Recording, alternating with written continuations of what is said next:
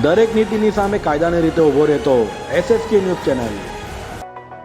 દેવું ઉતારવા પતિએ જ પત્નીની કારની કરી ચોરી, પોલીસે ભાંડો ફોડીને કરી ધરપકડ। સુરતના ઉધના વિસ્તારમાં અજીબોગરીબ કિસ્સો સામે આવ્યો છે। ઉધના પોલીસ ચોપડે નોંધાયેલ કાર ચોરીના ગુનામાં મહિલા પતિ દ્વારા જ કાર ચોરી કરાવવામાં આવી હોવાનો ઘટસ્ફોટ થયો છે। ઉધના પોલીસ મથકેથી મળતી જાણકારી અનુસાર ઉધના પોલીસ મથક હદ વિસ્તારમાં રહેતા કંચનબેન રાજપૂત દ્વારા ઉધના પોલીસ મથકમાં કાર ચોરીની ફરિયાદ નોંધાવવામાં આવી હતી। કંચનબેને ઉધના પોલીસ ચોપડે આપેલી ફરિયાદમાં જણાવ્યા અનુસાર 30 જાન્યુઆરીના રોજ મોડી રાત્રિના સમય દરમિયાન તેમના ઘર બહાર પાર્ક કરેલી સ્વિફ્ટ ડિઝાયર કાર અજાણ્યો ચોર શખ્સ ચોરી કરી ભાગી ફરાર થઈ ગયો હતો। કંચનબેનની ફરિયાદના આધારે ઉધના પોલીસ દ્વારા ગુનો નોંધી તપાસ હાથ ધરવામાં આવી હતી।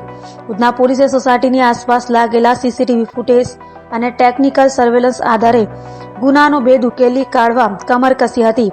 દરમિયાન પોલીસ તપાસમાં કારની ચોરી કોઈ અજાણ્યા ચોર શખ્સે નહીં પરંતુ મહિલાના પતિ દ્વારા જ ચોરી કરાવવામાં આવી હોવાનો ખુલાસો થયો હતો।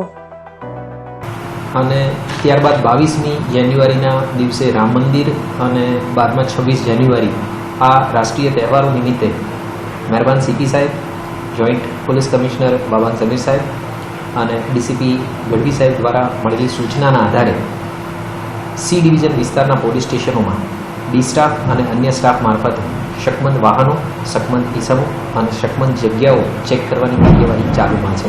આ દરમિયાન ગઈકાલે એક ફરિયાદી નામે કંચનબેન ગોવર્ધનસિંહ રાજપૂત એમણે એવું જાહેર કરેલું કે એમની સ્વિફ્ટ ડિઝાયર કાર જે છે એ 6મી તારીખે રાત્રે 11 વાગ્યાથી 7મી તારીખના સવારના 4:30ની વચ્ચે એમના ઘર પાસેથી ચોરાઈ ગયેલ છે। આ માહિતી મળતા તાત્કાલિક D સ્ટાફ ઉધના પોલીસ સ્ટેશનના અધિકારીઓ એક્ટિવ થયા અને CCTV તથા અન્ય સર્વેલન્સના સાધનોની મદદથી અને ખાનગી બાતમીદારો મારફતે આ ચોરી બાબતે માહિતી મેળવવાનું શરૂ કરેલ, જેમાં ધ્યાનમાં આવેલું કે જે ફરિયાદીના પતિ ગોવર્ધનસિંહ લક્ષ્મણસિંહ રાજપૂત છે એમના માથે દેવું થઈ ગયેલું છે અને એમણે એ દેવું સરભર કરવા માટે જે વાહન ઉપર ટોપઅપ લોન લીધેલી હતી એ લોનના હપ્તા ભરી ન શકતા હોવાના કારણે એમણે પોતાના મિત્રને જ ડુપ્લિકેટ ચાવી આપી અને આ વાહનની ચોરી કરાવેલી હતી।